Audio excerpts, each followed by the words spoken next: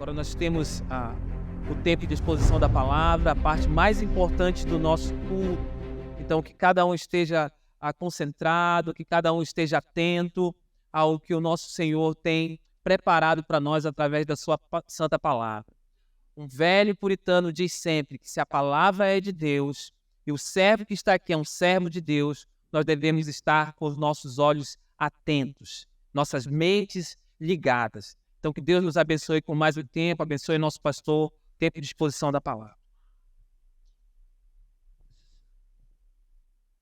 Amém, meu irmão. Boa noite, igreja. Novamente, a graça e a paz do Senhor Jesus. Amém? Obrigado, presbítero Cédric, pela condução do culto até agora.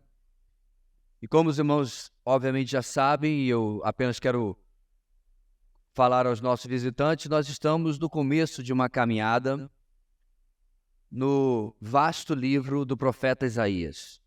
Uma das coisas que eu descobri, meus irmãos, quando há mais ou menos um mês e meio comecei a investir no estudo do texto que vamos expor, é o quão pouco esse livro é pregado.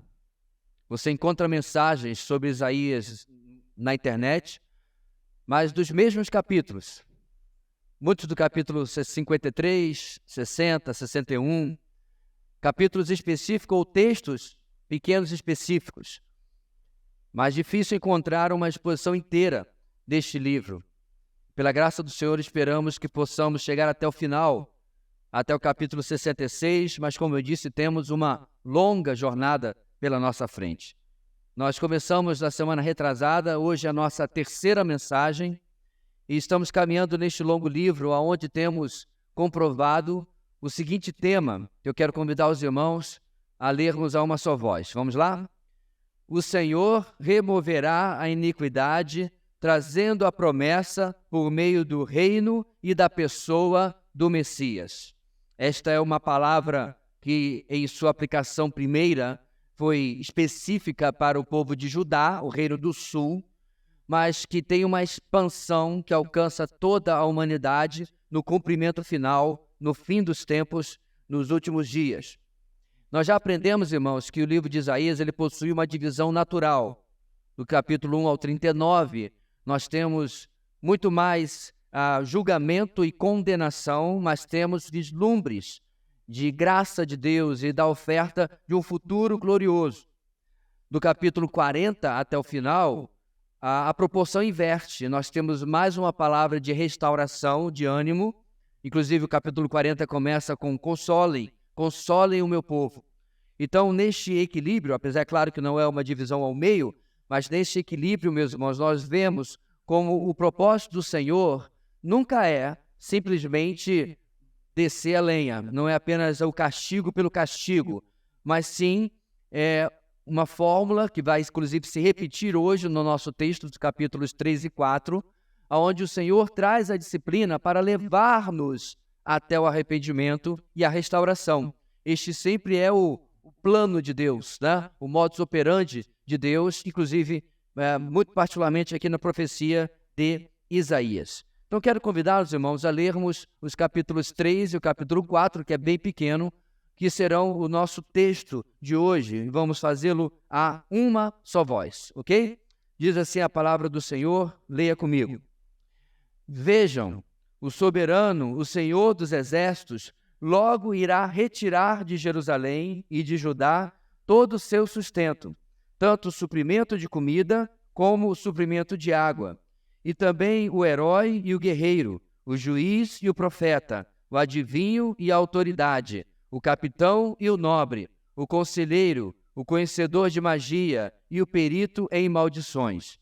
Porém, jovens no governo e irresponsáveis dominarão. O povo oprimirá a si mesmo, homem contra homem, cada um contra o seu próximo. O jovem se levantará contra o idoso, o desprezível contra o nobre. O homem agarrará seu irmão, um da família de seu pai, e lhe dirá: você, pelo menos, tem um manto, seja o nosso governante. Assuma o poder sobre esse monte de ruínas. Mas naquele dia ele exclamará: não tenho remédios, não há comida nem roupa em minha casa. não me nomeiem governante do povo. Jerusalém está em ruínas. O povo de Judá está caído. Suas palavras e suas ações são contra o Senhor, desafiando a sua presença gloriosa. O jeito como olham testifica contra eles. Eles mostram seu pecado como Sodoma, sem nada esconder. Ai deles, pois trouxeram desgraça sobre si mesmos. Digam aos justos que tudo lhes irá bem, pois comerão do fruto de suas ações. Mas ai dos ímpios, tudo lhes irá mal. Terão a retribuição pelo que fizeram as suas mãos. Meu povo é oprimido por uma criança. Mulheres dominam sobre ele. Meu povo e seus guias o enganam e o desviam do caminho. O Senhor toma o seu lugar no tribunal, levanta-se para julgar os povos.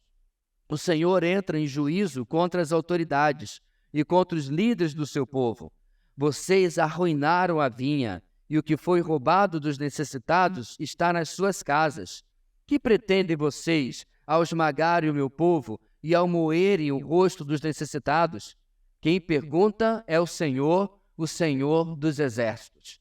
O Senhor diz: por causa da arrogância das mulheres de Sião, que caminham de cabeça erguida, flertando com os olhos, desfilando com passos curtos, com enfeites tinindo em seus calcanhares, o Senhor rapará a cabeça das mulheres de Sião. O Senhor porá a descoberto as suas vergonhas. Naquele dia, o Senhor arrancará os enfeites delas, as pulseiras, as testeiras e os colares, os pendentes, os braceletes e os véus, os enfeites de cabeça, as correntinhas de tornozelo, os cintos, os talismãs e os amuletos, os anéis e os enfeites para o nariz, as roupas caras, as capas, as mantilhas e as bolsas, os espelhos, as roupas de linho, as tiaras e os xales. Em vez de perfume, haverá mau cheiro. Em vez de cintos, corda. Em vez de belos penteados, calvície. Em vez de roupas finas, vestes de lamento. Em vez de beleza, cicatrizes. Seus homens cairão ao fio da espada. Seus guerreiros morrerão no combate. As portas de Sião se lamentarão e prantearão por causa disso. E sem nada, a cidade se assentará no chão. Naquele dia, 7 mulheres agarrarão o homem e lhe dirão: nós mesmas providenciaremos nossa comida e nossas roupas. Apenas case-se conosco e livre-nos da vergonha de sermos solteiras. Naquele dia, o renovo do Senhor será belo e glorioso, e o fruto da terra será o orgulho e a glória dos sobreviventes de Israel.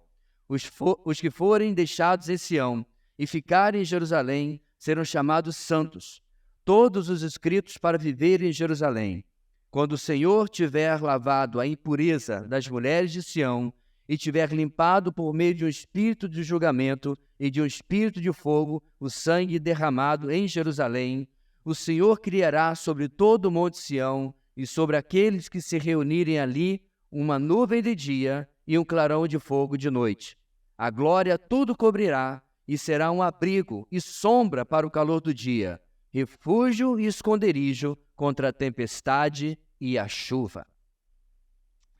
Diante do texto de hoje, meus irmãos, seremos questionados sobre os nossos ídolos e as nossas falsas fontes de segurança, nas quais colocamos a nossa confiança e dependência. Veremos como isso resulta em removermos a confiança, por outro lado, do Senhor. Resulta na diminuição da nossa dependência do Senhor, aonde nós deveríamos estar colocando. É o que veremos a seguir, é o que veremos nesse texto, cuja grande ideia para nós nessa noite é a seguinte. Vamos repetir juntos?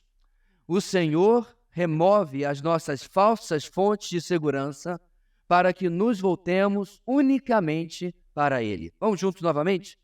O Senhor remove as nossas falsas fontes de segurança para que nos voltemos unicamente para Ele.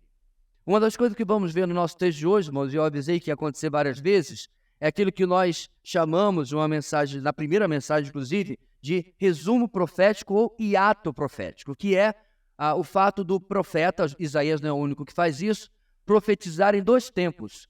um tempo imediato para os seus dias e depois olhando para um futuro, no caso dele, bem distante, já 27 séculos depois dele ter feito o seu ministério.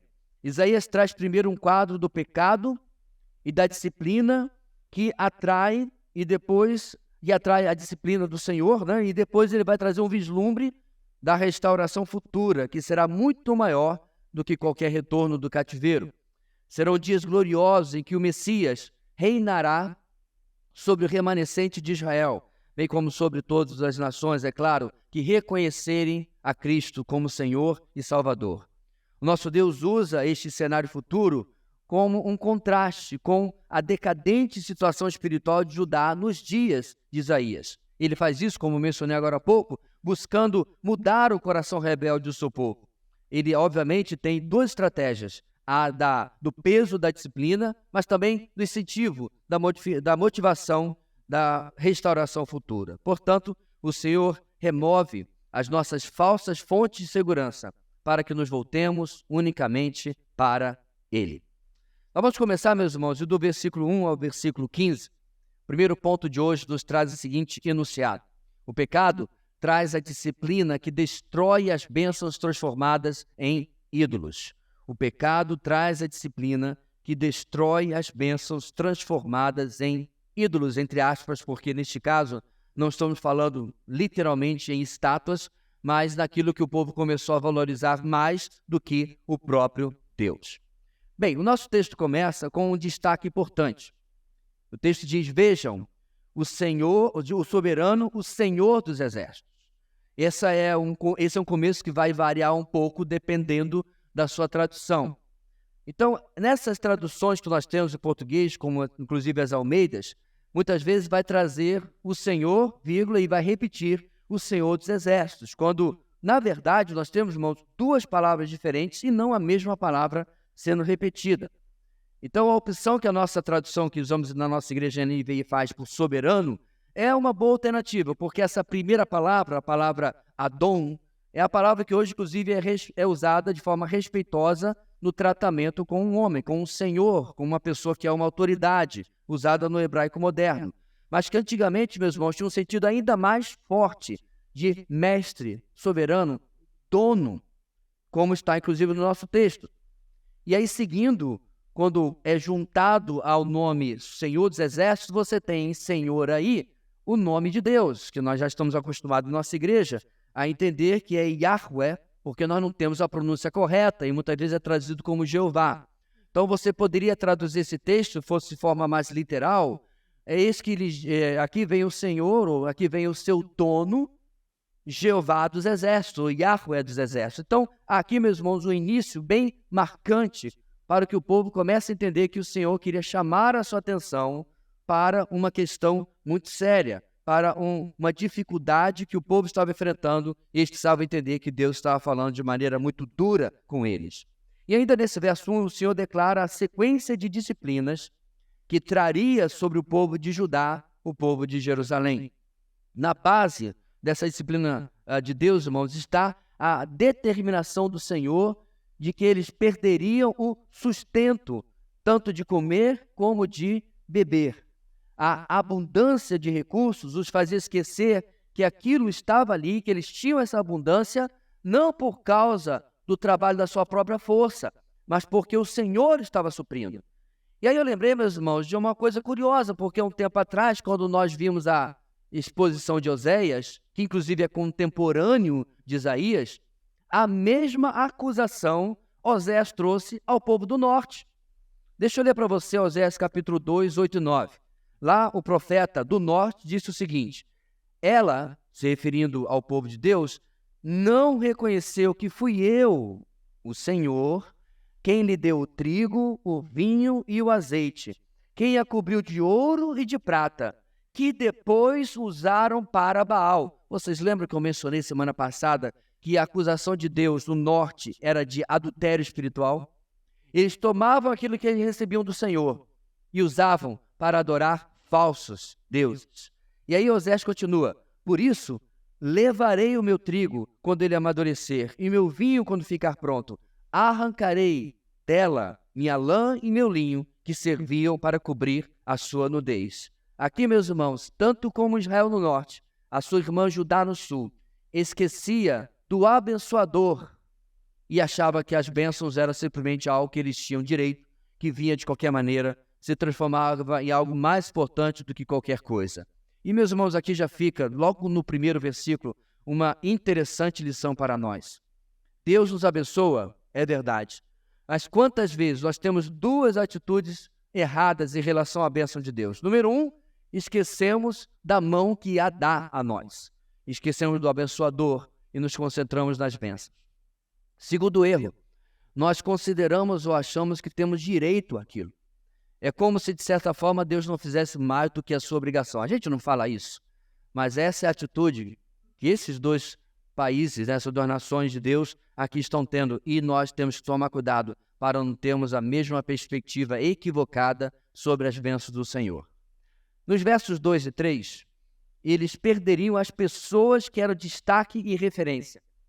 Alguns bons, como o juiz e o profeta, além da autoridade, é verdade, mas nessa lista, aliás, a palavra autoridade que pode ser traduzida por ancião, não quero deixar de falar, mas nessa lista também, irmãos, eles perderiam não apenas os bons, mas também os malignos, como, por exemplo, o conhecedor de magia e o perito em maldições. Ou seja, o Senhor iria remover a boa liderança que eles teimavam em desprezar e recusavam a seguir, mas ao mesmo tempo iria remover as influências ruins que, por outro lado, o povo teimosamente valorizava.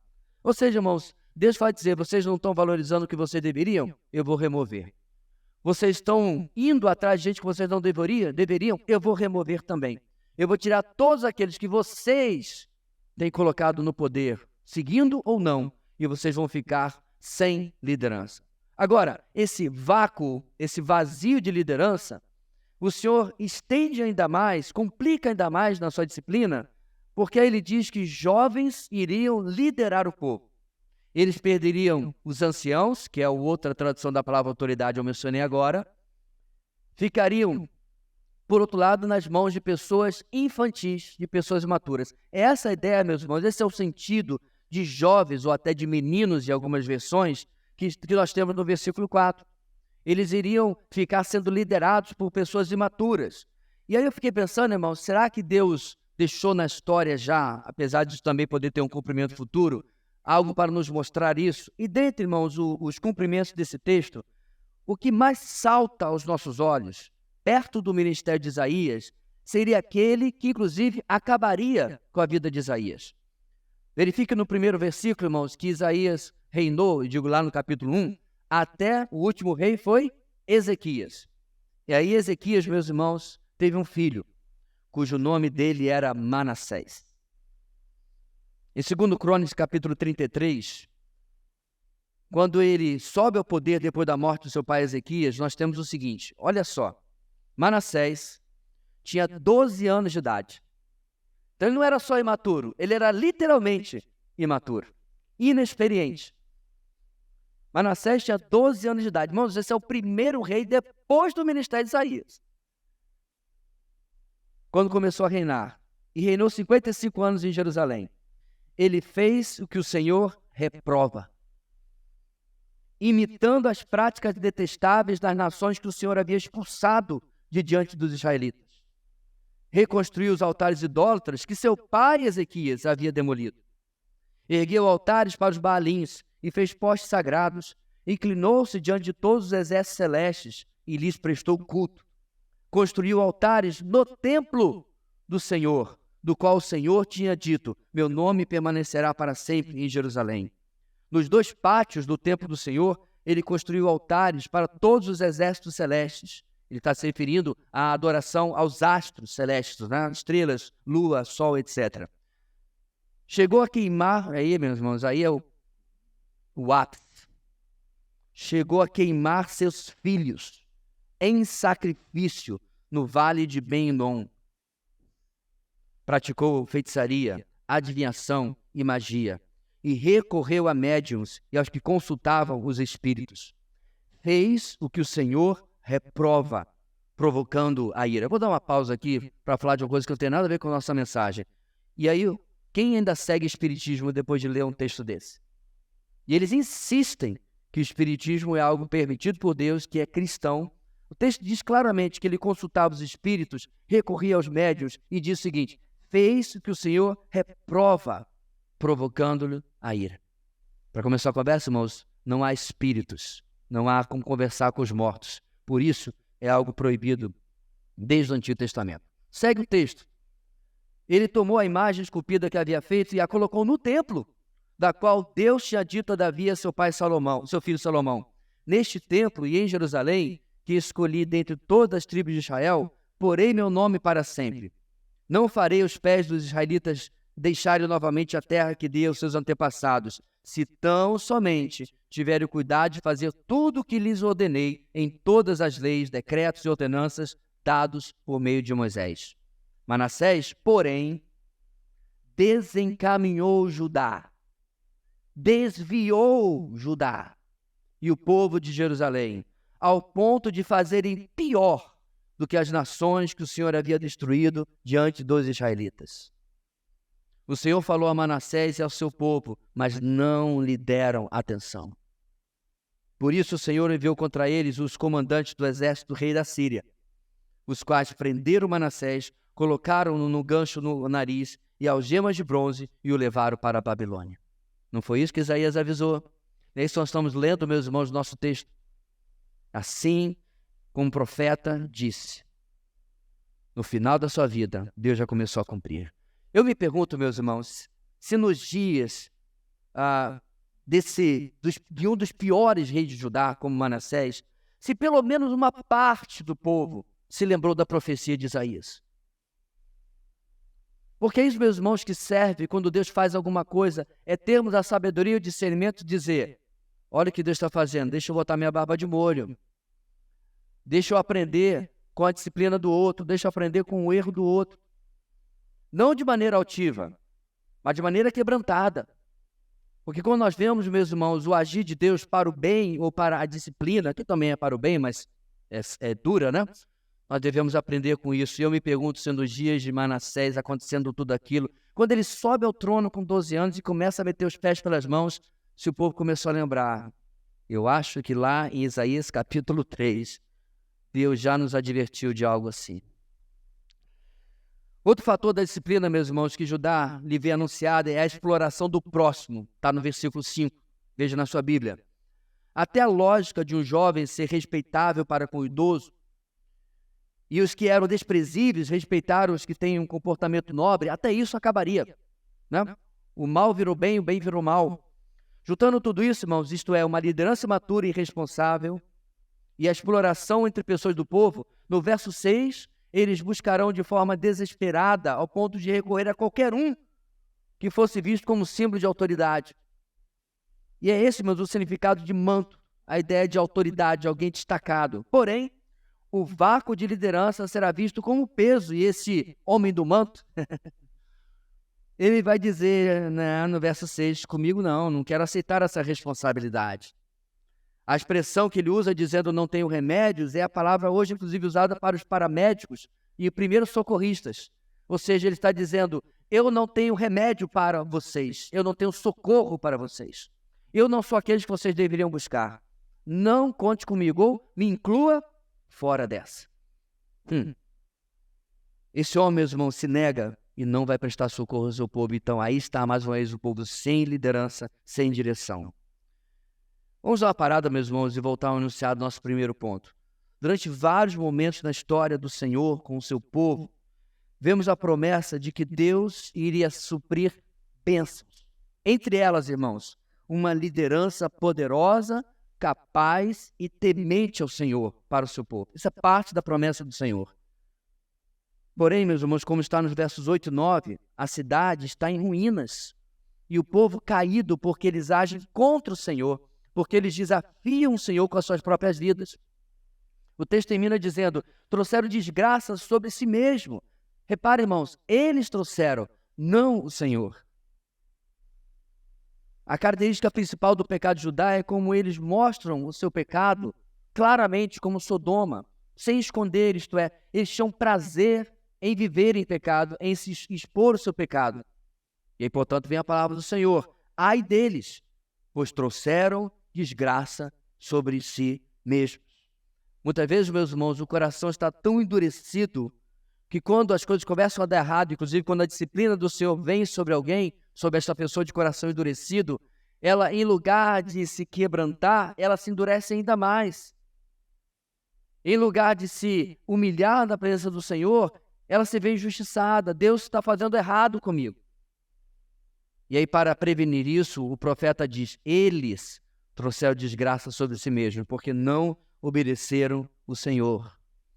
Nos versos 10 e 11, nós temos aqui um parênteses de esclarecimento. Em meio às previsões duras do começo desse capítulo, Isaías dá uma pausa. No verso 10, para relembrar nessa pausa os tzadik, ou seja, os justos, os obedientes, que eles não precisavam se preocupar, porque seriam guardados e eles comeriam do fruto das suas ações. Em outras palavras, ele para fazer esse parênteses para dizer aos justos: não se preocupem, eu não me esqueci de vocês. Vocês que estão indo da contramão da sociedade de Judá dos seus dias, eu não vou esquecer daquilo que vocês estão fazendo. O destaque aqui, meus irmãos, que Deus faz é importante, porque Deus não está agindo em vingança. Deus está agindo, meus irmãos, em uma justa compensação, em uma justa retribuição. Ele dá as consequências conforme o comportamento de cada um. Ele traz as consequências segundo o comportamento de cada tipo de gente que havia no meio do seu povo. Em outras palavras, aos justos, bênçãos, e aos demais, o verso 11. Ai dos ímpios, tudo lhes irá mal, terão a retribuição pelo que fizeram em suas mãos. Sabe por que, meus irmãos, a humanidade não gosta de uma palavra dessa? Porque nós criamos na nossa cabeça a fantasia de que Deus ser misericordioso significa que Ele tem que ser para sempre tolerante com o nosso pecado. Eu digo nosso como humanidade. E não aceitamos, não entendemos que meu mundo, minha criação, minhas regras, diz o Senhor.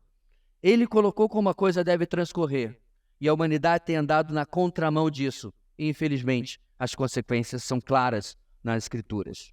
E retornando a essas consequências, novamente Isaías fala de como o povo teria uma liderança totalmente incapaz e inadequada. Incapaz porque seriam imaturos, ilustrado aqui na criança que iria oprimi-los, com uma liderança tola e infantil. E, além disso, seriam dominados por mulheres. E, meus irmãos, apesar da modernidade insistir que as mulheres podem fazer o que quiserem, o que puderem, e podem estar em qualquer lugar, essa não é a opinião do Senhor. Por que eu sei disso? Porque, ao estabelecer líderes para o seu povo, jamais houve uma rainha sobre o povo de Deus. Jamais houve uma sacerdotisa. Na verdade, nem havia o papel da levita. Havia os levitas, dentre eles os sacerdotes. Mas as mulheres nascidas na tribo de Levi não eram, nesse sentido, levitas. Ou seja, nosso Deus não era moderno e continua não sendo. Ele colocou uma ordem clara para o seu povo. Inclusive, nessa ordem, mesmo as poucas profetisas ocupavam uma função de conselheiras e não de liderança. A não ser no episódio de Débora, que inclusive acontece para demonstrar o quanto Israel estava desorganizado e desorientado quando? Nos dias dos juízes. Qual é a frase principal? Cada um fazia conforme lhe dava na cabeça. Então, Débora, meus irmãos, não é um exemplo de liderança. É um exemplo de como o povo escolheu mal a sua liderança em tempo que eles estavam afastados do Senhor. Qual é o meu ponto aqui, meus irmãos? Diante disso, as crianças, e como disse as mulheres, que deveriam ser protegidas, são colocadas em lugar de vulnerabilidade. Porque não existe liderança temente a Deus aqui, para que assuma a responsabilidade por este povo que caminha para longe do Senhor. Lembra? Quando eles encontraram alguém que tinha um manto, tinha uma autoridade, poderia dizer: vem, você vem aqui e lidera a gente. O que ele disse? Eu não. E é assim que acontece, meus irmãos, quando aquilo que Deus planeja não é feito, frequentemente o que Deus proíbe toma o seu lugar. Quando aquilo que Deus determinou não é realizado, a alternativa humana e fora da vontade de Deus entra em cena. E Deus vai favorecer isso como uma forma de disciplina para o seu povo. Os versos 13 a 15 encerram esta sessão como o juiz que declara as acusações contra o povo, que era o réu. Ele não está aqui, meus irmãos, de forma imparcial, mas o Senhor está contendendo, está acusando de fato o seu povo. Apesar do uso do plural aqui no versículo 13 a 15, povos, o Senhor aqui não está falando com os povos fora de Israel e de Judá, mas sim com os seus dois povos ao norte e ao sul, e mostrando a eles essa acusação. E o peso da acusação é principalmente sobre os líderes e as autoridades, que arruinaram, diz o texto, a vinha do Senhor, uma metáfora para o povo de Deus. Eles tinham também explorado os mais necessitados do povo. Para quê? Para ganho próprio. A realidade, meus irmãos, da justiça social, por causa da exploração dos poderosos, é algo que, inclusive, nós já vimos na primeira mensagem, lá no capítulo 1, no versículo 17. Lá, Isaías disse: aprendam a fazer o bem, busquem a justiça, acabem com a opressão, lutem pelos direitos dos órfãos, defendam a causa da viúva. Todas essas são coisas, meus irmãos, que estavam já prescritas e normatizadas na lei de Moisés. Não tinha que inventar nada. Eles já sabiam o que tinham que fazer, eles já sabiam qual era o nível de justiça social que Deus exigia dentro do seu povo. Lembra, por exemplo, quando você estava fazendo a sua colheita, e aí puxa um milho, puxa outro, esse aqui caiu no chão. No chão ficava, para que os pobres viessem depois e pudessem pegar sem absolutamente nenhum ônus. Deus havia dado provimento na sua lei, para que não houvesse necessitados dentro do seu povo. Por outro lado, eles estavam explorando a vinha do Senhor. Os mais poderosos, obviamente, em cima dos mais destituídos. Essa expressão, irmãos, a propósito, vinha, que irá aparecer novamente no capítulo 5, também nós vemos no Novo Testamento. O Senhor Jesus usaria essa mesma figura de linguagem, de vinha, por exemplo, na parábola dos trabalhadores, Mateus 20, e na parábola de outra forma de trabalhadores, né, dos assalariados, primeiro a parábola dos assalariados, Mateus 20, depois a parábola dos trabalhadores, no Mateus 21. Mas é na parábola dos lavradores, em Lucas 20, que o uso é mais claro e acusatório. Nessa parábola, o que acontece? O dono da vinha arrenda a sua vinha, ou seja, ele entrega sob a responsabilidade de cuidadores. Quem são os cuidadores? Os líderes de Israel. E aí ele manda emissários, que são os profetas. O que eles fazem com os emissários, meus irmãos? Eles os maltratam e os espancam. Isso Jesus contando, e os fariseus assim: acho que eu estou entendendo o que esse cara está falando. E aí ele fala assim: finalmente o dono da vinha disse: vou enviar meu filho. O meu filho eles vão respeitar. O que eles falam? Vem aí o herdeiro, vamos matá-lo e tomar posse da vinha. Para bom entendedor, pinga parágrafo. E os fariseus sabiam, sabendo do uso da palavra vinha no Antigo Testamento, que Jesus estava falando deles. Estavam usurpando o povo que pertencia ao Senhor. Tal comportamento, irmãos, é ilustrado finalmente como eles tendo esmagado o povo, moído o rosto do povo. E aí o Senhor termina dizendo quem está perguntando: o Senhor dos Exércitos, mesmo título do começo do capítulo, é que está trazendo essa acusação contra eles. O pecado traz essa disciplina, meus irmãos, para destruir as bênçãos que nós transformamos em ídolos. Aquilo que Deus deu para ser algo bom, e nós corrompemos e transformamos em ídolos e chamamos para nós a disciplina do Senhor. Semana passada, irmãos, eu mencionei como a sociedade gosta do sucesso, gosta de erguer falsos ídolos. E isso não era algo diferente há 2.700 anos atrás. Mas ainda assim, o pior é quando aqueles que são admirados se comportam de maneira reprovável, porque não apenas eles transformaram os seus líderes em ídolos, mas eles endossavam o mau comportamento dessas pessoas que eles admiravam.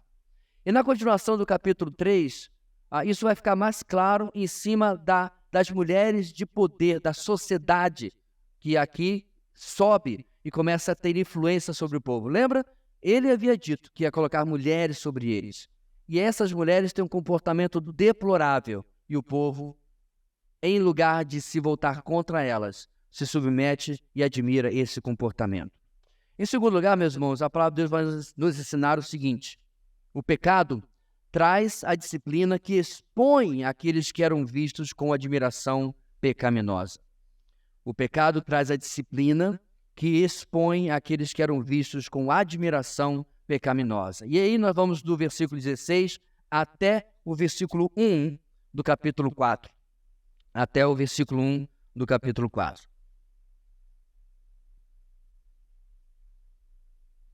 Bem, até o versículo 15, nós já vimos como as mulheres tomariam um papel inadequado na estrutura social e na estrutura de liderança em Jerusalém, ok? Agora, Isaías toma a posição vaidosa das mulheres na sociedade de Jerusalém, ou seja, de Sião, como está no texto do versículo 16, como uma ilustração da condição altiva de todo o povo. Eles são, ou elas são, arrogantes. O termo fala, meus irmãos, aqui de alguém que se sente superior. Literalmente, elas andavam de pescoço esticado. Essa é a versão de 2.700 anos atrás do hebraico para o nosso nariz empinado. Mas essa expressão, meus irmãos, pescoço esticado, ela é muito boa porque ela lembra uma acusação que o Senhor trouxe contra o seu povo várias e várias vezes. Quando ele chamou o seu povo de um povo de dura cerviz. A NVI traduz, meus irmãos, como o povo obstinado ou teimoso. Então, quando você encontra essa expressão, por exemplo, em Êxodo, o que está no original é que este é um povo de dura cerviz. Então, esse é um povo de de pescoço esticado e que não dobra, que não se rende, que não diz eu estou errado, que não se curva diante do Senhor. E além de pescoço esticado, essas mulheres desfilavam com olhos que cobiçam.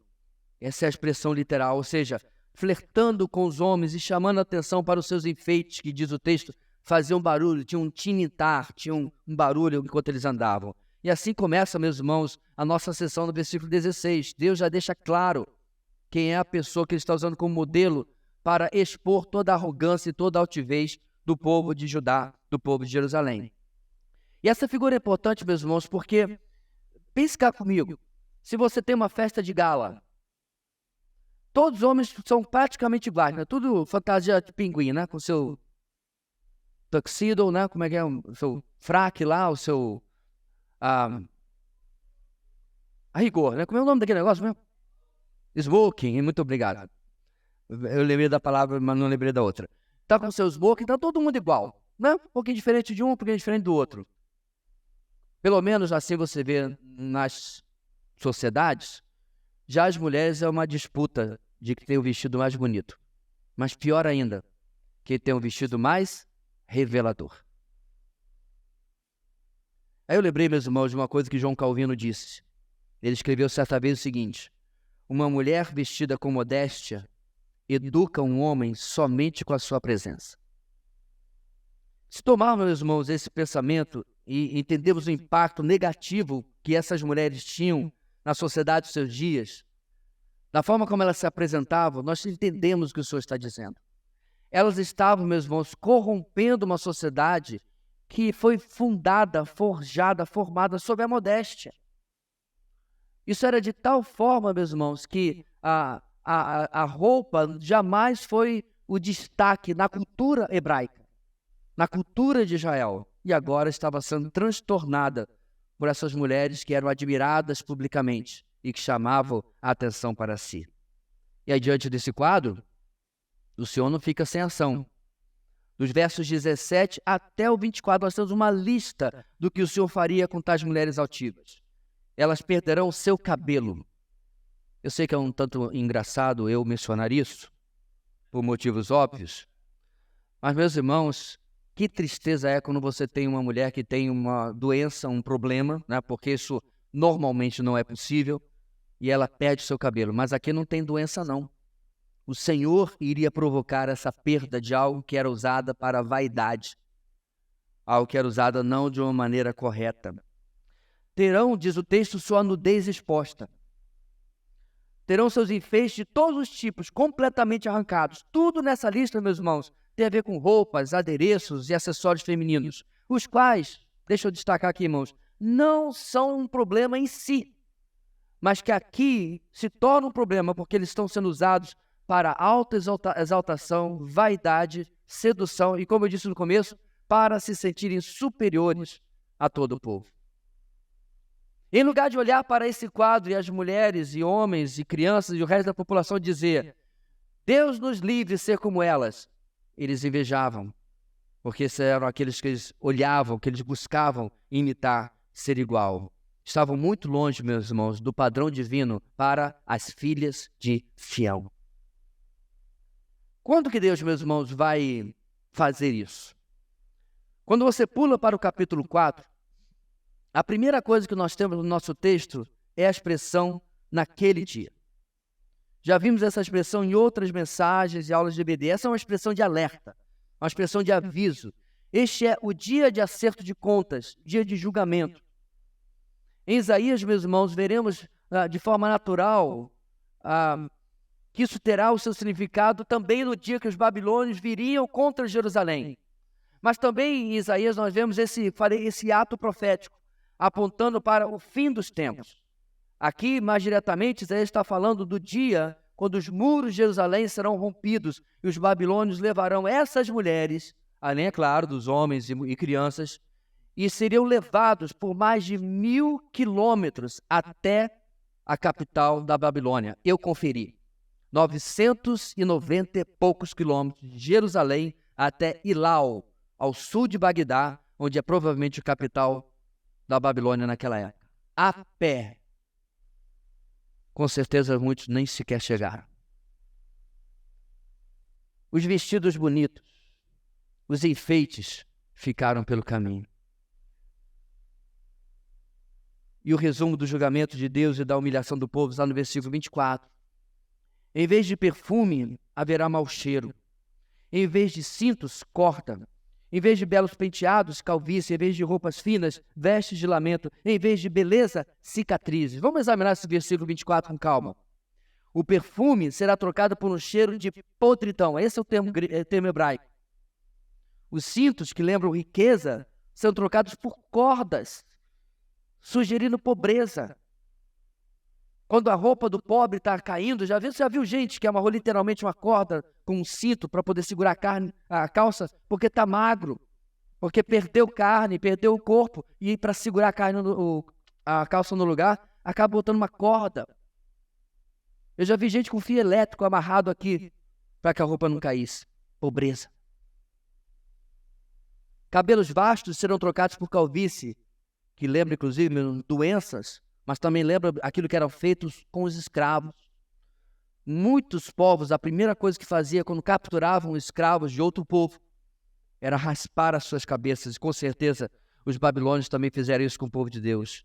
As roupas finas, que inclusive eram usadas, irmãos, nas festas, seriam trocadas por roupas de pano de saco, isto é, vestes de lamento e tristeza, não mais vestes de festa.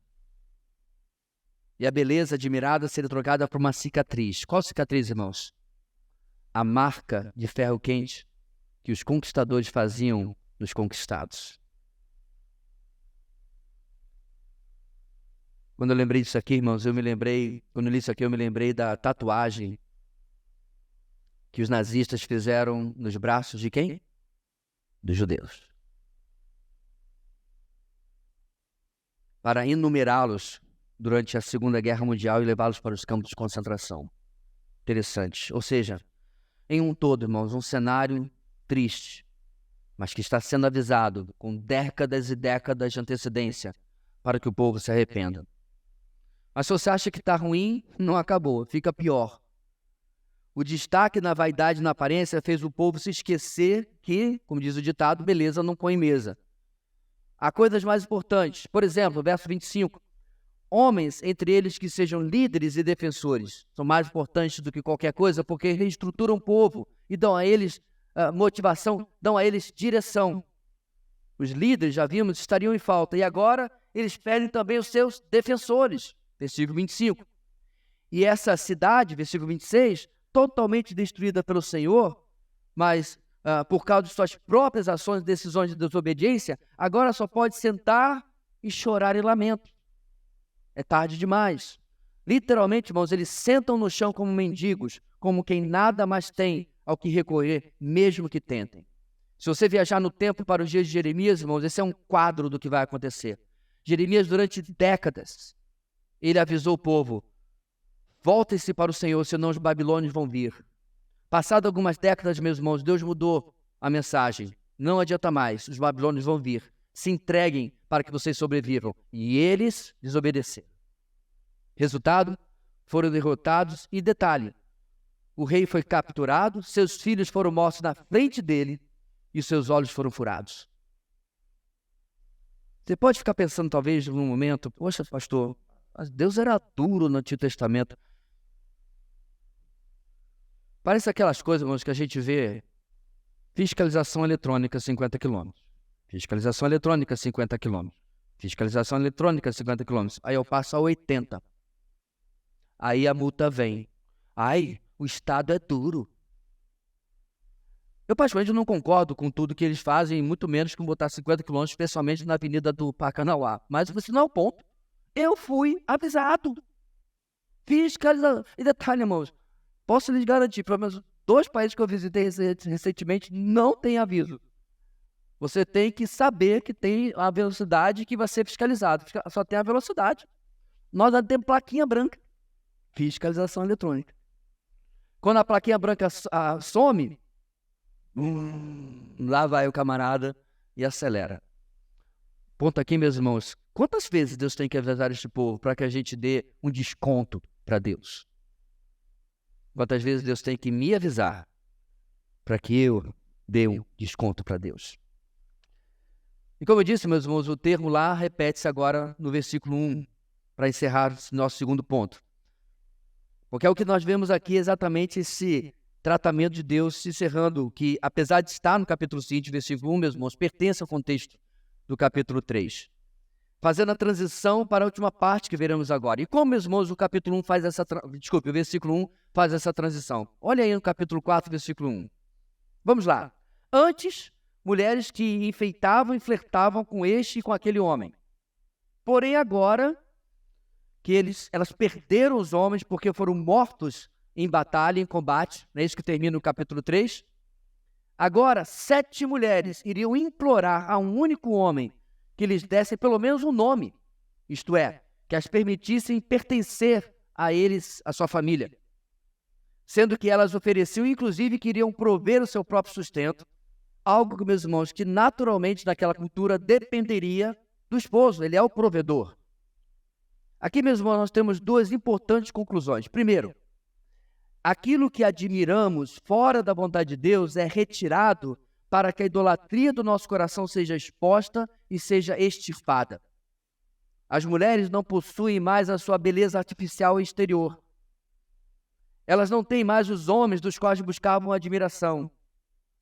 Elas, isto é, Jerusalém e Judá, estão destituídas completamente. Elas não têm nada, mão vazia. Essa é a lição, meus irmãos, primeiro da disciplina.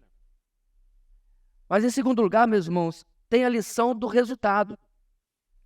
Tanto o verso 1, como vamos ver daqui a pouco o verso 2, começam com naquele dia, ou seja, o cenário de ambos estão unidos. No versículo 1, das mulheres implorando que alguém case com elas, e o que nós vamos ver no versículo 2. Ou seja, apesar de tudo, apesar do cenário primeiro de disciplina, meus irmãos, e depois do resultado, esse resultado começa a se perceber na mudança de atitude. Elas não estão mais altivas, elas estão literalmente implorando. 7 mulheres e um homem só, casa com a gente, para que a gente seja retirada a vergonha da solteirice. Elas não buscam mais, meus irmãos, a restituição das suas roupas caras. Não é isso que elas querem. Elas não estão atrás mais de joias, acessórios e adereços. Elas não se importam em ter de volta o que antes provocava a admiração e o desejo dos homens. Elas querem apenas se livrar da vergonha de serem solteiras. Aí eu explico. A solteirice, meu irmão, e também a falta de filhos era uma vergonha na sociedade judaica. Como é que nós chegamos até isso? Deixa eu explicar. No começo, era uma vergonha porque significava que aquela pessoa era desobediente. O judeu ou a judia obediente estava debaixo da aliança com o Senhor, que incluía o quê? Boa família, filhos, prosperidade. Não é isso que a gente vê na Bíblia? Obedeceu, vocês vão comer o melhor da terra. A sua mulher vai ser uma parideira, vai dar tudo certo, vai ser uma maravilha. Desobedeceu, peia. Só que aí, meus irmãos, a sociedade, esse era o sonho judaico, certo? Garantido pela aliança com o Senhor. Família, filhos, prosperidade, felicidade, tudo mais. Contudo, infelizmente, mesmo vivendo em desobediência, o peso de não casar ou de não poder ter filhos se tornou simplesmente um preconceito social. Aqui no final do capítulo 3, as mulheres querem ter apenas o que era prometido pela aliança, a prosperidade e a bênção de uma família. Aqui elas começam, meus irmãos, a mudar a sua postura para aquele dia e mostrar o seu quebrantamento diante da disciplina do Senhor. Então veja bem, meus irmãos, é claro que isso é um absurdo, porque nem todo mundo tem ou vai casar e nem todo mundo tem ou vai ter filhos, mas há uma distorção aqui. Eles primeiro entendiam que era uma bênção, mas depois entendiam que era uma obrigação. E essa obrigação não dependia deles, dependia, obviamente, da dependência da obediência ao Senhor. E passo a passo, meus irmãos, Deus está arrancando do povo essa confiança em admirar aqueles que promulgavam e mantinham o pecado no meio deles. Para quê? Para que eles pensassem nessa situação e se voltassem por uma alternativa melhor que Deus tinha para eles. E esse é o versículo 2 ao versículo 6 do capítulo 4. Em terceiro e último lugar, meus irmãos, a disciplina do pecado visa voltar os rebeldes para a restauração do Senhor.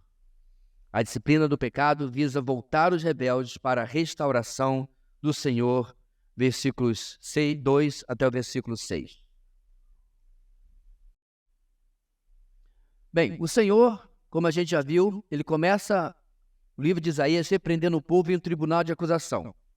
Capítulo 1. Depois, capítulo 2, ele fala sobre a promessa futura de restauração. E aí, novamente, irmãos, acabamos de ver, no capítulo 3, o povo é confrontado. E agora, mais uma vez, o Senhor traz a promessa de restauração. Como isso faz? O verso 2 começa repetindo a expressão do verso anterior, já mencionei, naquele dia, apontando novamente, irmãos, para um tempo de acerto de contas, um tempo futuro. Como nós já vimos em Isaías e como é mencionado em capítulo 3, versículo 1, os justos não têm, capítulo 3, versículo 10, os justos não têm com que se preocupar com esse tempo da história, porque Deus está olhando pelos justos. Um cristão, hoje em dia, por exemplo, irmãos, lendo Apocalipse, é totalmente diferente de alguém que não segue a Cristo como seu Senhor e Salvador, lendo Apocalipse. Para o cristão, irmãos, Apocalipse é o livro da vitória final. Para o não cristão, é o livro do julgamento final. Cenários completamente diferentes. Sendo assim, Isaías busca mudar o coração desse povo rebelde, fazendo de novo um retrato do futuro e anunciando, diz o texto, que virá o renovo do Senhor e ele será belo e glorioso. Isaías, meus irmãos, usa essa expressão renovo do Senhor 3 vezes em seu livro. E também o faz Jeremias e Ezequiel. Renovo significa um novo ramo, um broto. E é uma expressão, meus irmãos, muito adequada, porque se refere ao Messias prometido para o tempo do fim, aquele que será o ramo da linhagem de Davi, o novo ramo, ligado à restauração de Israel. Há quase 2000 anos, essa promessa já começou a ser cumprida, obviamente, na pessoa bendita do Senhor Jesus. O Messias, Jesus, já veio. E aí, o hiato profético, naquele dia, ele irá, entre outros feitos, restaurar Israel, todo ele? Não, a partir do remanescente fiel que se voltará para o esperado ungido do Senhor. Essa coisa, meus irmãos, que eu vou afirmar durante toda a nossa exposição de Isaías. Nós não estamos virando uma igreja judaizante. Você não vai chegar semana que vem e vai ter uma bandeira de Israel aqui. O que nós estamos vendo, meus irmãos, é o que o Senhor está falando como no futuro Ele irá cumprir as suas promessas, porque Ele é fiel. O Senhor não é homem para que minta, e Ele vai fazer isso não em cima de um país político, mas do remanescente que Ele vai tirar de dentro desse país. Porque aqui nós vemos novamente, irmãos, como eu disse, esse resumo profético ou hiato profético que mencionamos na primeira mensagem. No capítulo 3 até 4:1, o alerta é para os dias de Isaías, mas também para os réus do futuro. Eles deviam aprender a lição da rebeldia dos seus antepassados e mudar os seus caminhos. E porque sabemos, meus irmãos, que essa projeção é futura, porque tanto o versículo 1, que encerra o contexto anterior, como o versículo 2, começam com a expressão naquele dia, ou seja, dia de acerto de contas. A disciplina virá sobre o povo de Israel. Virá, meus irmãos, para que Deus possa salvar dentre eles aqueles que vão se render ao Senhor. Isso acontece quando o resto do capítulo 4 mostra que joga a audiência para o futuro e endereça uma mensagem para o remanescente fiel. Que remanescente é esse, irmãos? Aquele que passará pela tribulação, você encontra isso em Mateus capítulo 24, sobreviverá a ela e herdará o reino mencionado no capítulo 2 e também aqui o reino do renovo, o reino do Messias Jesus, o reino que está para vir. Ainda no verso 2, esse renovo é dito como sendo belo e formoso. E ele vai trazer, meus irmãos, uma restauração, diz o texto, para os sobreviventes de Israel. É interessante, irmãos, que muita gente consegue ler esse texto e de alguma forma miraculosa, não sei como, enxergar a igreja aqui. Claramente o Senhor está falando com o seu povo. E Paulo confirma isso. Em Romanos capítulo 11, olha o que Paulo escreveu, irmãos, versículo 25 a 27. Irmãos, não quero que ignore esse mistério, para que não se tornem presunçosos. Israel experimentou um endurecimento em parte, até que chegue à plenitude dos gentios. E assim, todo o Israel será salvo, como está escrito, virá de Sião o Redentor, que desviará de Jacó a impiedade. Mesmo quando ele fala, Paulo aqui, meus irmãos, que todo Israel será salvo, ele já havia explicado no capítulo 9 de Romanos. Isaías exclama com relação a Israel, embora o número dos israelitas seja como a areia do mar, apenas o remanescente será salvo. No momento, todo judeu, como argentino, francês, nigeriano, pouco importa, precisa ouvir o Evangelho e se render a Cristo como Senhor e Salvador.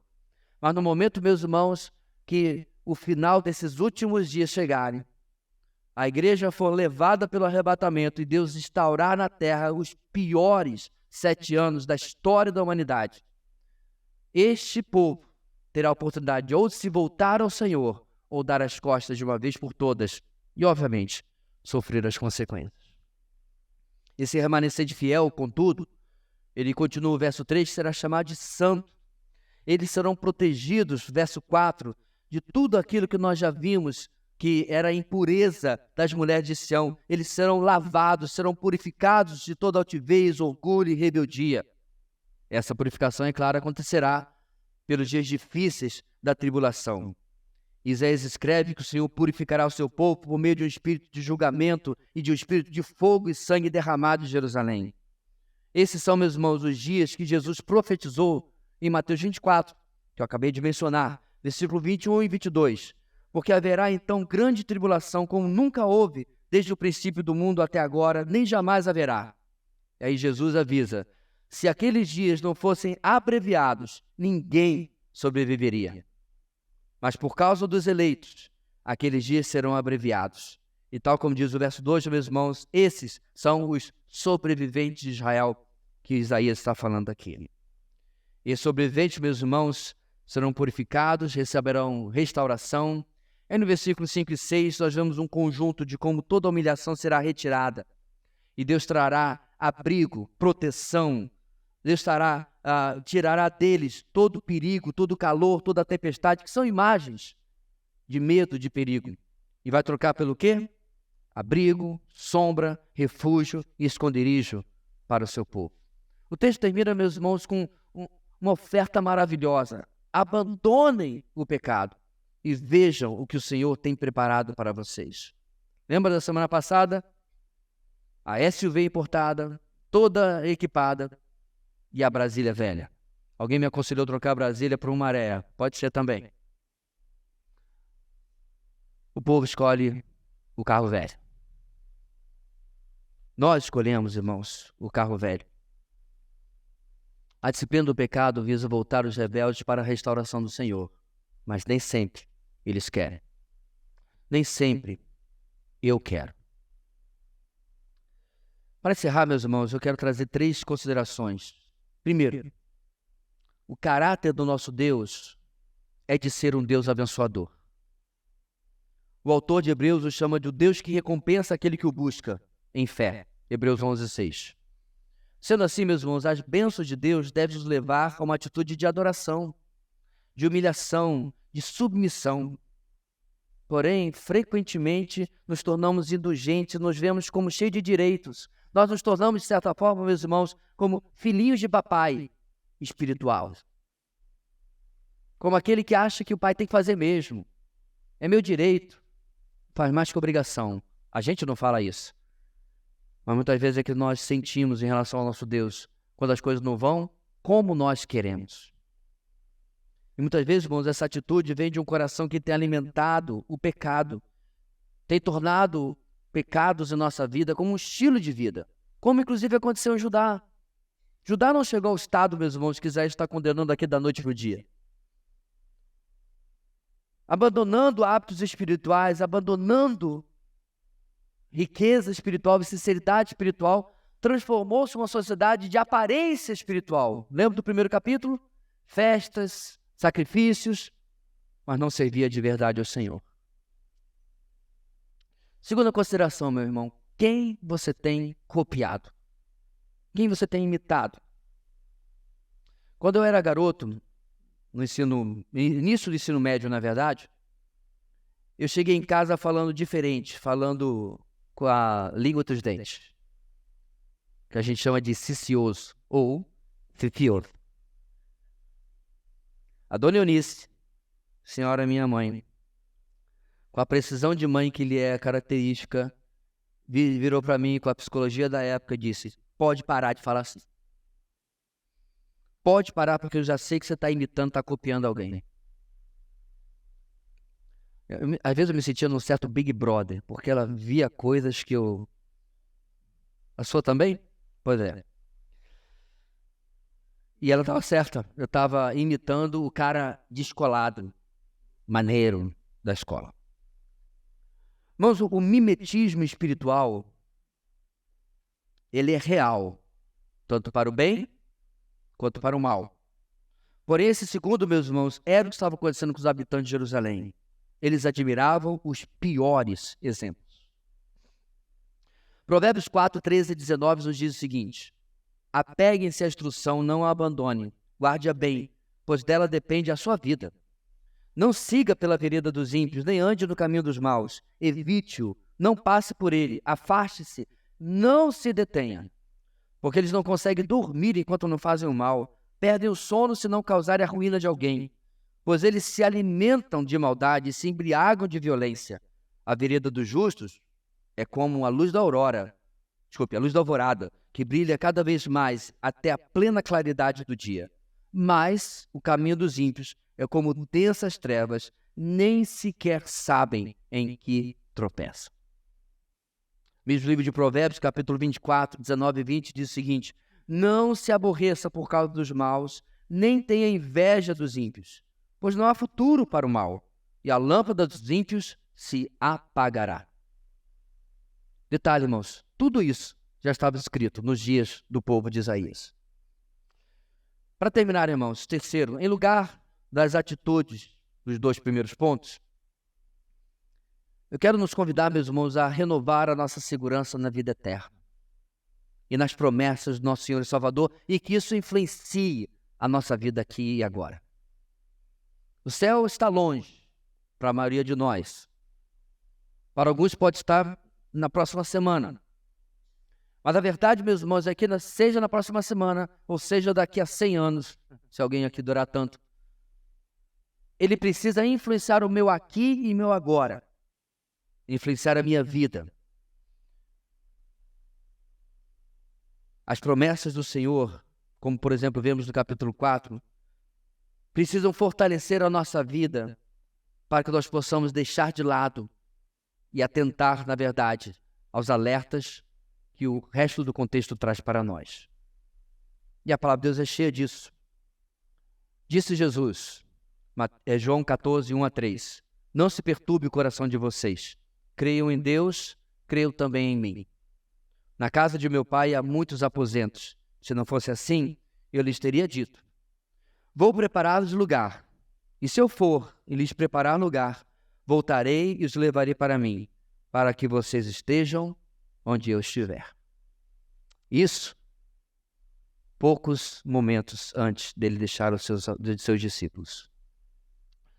Jesus também disse, irmãos, antes, quando encontrou Marta e Maria, irmãs de Lázaro, eu sou a ressurreição e a vida.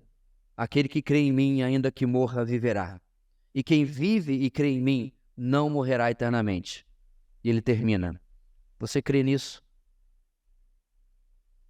O mesmo Jesus ordenou ao mesmo João que escrevesse outra coisa em Apocalipse. Não disse que é o livro da vitória final? Apocalipse capítulo 21. Então vi novos céus e nova terra, pois o primeiro céu e a primeira terra tinham passado e o mar já não existia. Vi a cidade santa, a nova Jerusalém, que descia dos céus da parte de Deus, preparada como uma noiva adornada para o seu marido. Ouvi uma forte voz que vinha do trono e dizia, agora o tabernáculo de Deus está com os homens, com os quais ele viverá. Eles serão os seus povos e o próprio Deus estará com eles e será o seu Deus.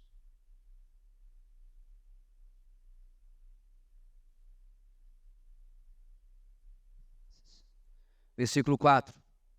Ele enxugará dos seus olhos toda lágrima. Não haverá mais morte, nem tristeza, nem choro, nem dor, pois a antiga ordem já passou. Aquele que estava sentado no trono disse, estou fazendo novas todas as coisas. E acrescentou, escreva isto, pois estas palavras são verdadeiras e dignas de confiança.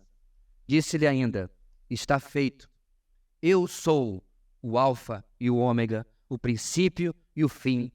A quem tiver sede, darei de beber gratuitamente da fonte da água da vida. O vencedor herdará tudo isso, e eu serei o seu Deus, e ele será o meu filho. Essas são as promessas, certezas, que modificam, irmãos, a nossa existência, mas que também modifiquem o nosso comportamento, nosso agir. Que possamos olhar, meus irmãos, da forma como o Senhor trata o seu povo nos dias de Isaías, novamente, com o espírito quebrantado e humilhado, dizendo, Senhor, que eu não siga por este caminho, mas espere ansiosamente e grato aquilo que tens preparado eternamente para nós. Amém. Deus querido, muito obrigado pela tua palavra, pelo registro dos alertas que o Senhor dá aos antigos, para que nós hoje possamos viver de maneira mais sábia. E que nesta semana, ó Deus, a certeza renovada de uma eternidade gloriosa prometida pelo Deus que não pode mentir, possa nos sustentar e nos dar ânimo e satisfação para a vida, a despeito de qualquer coisa.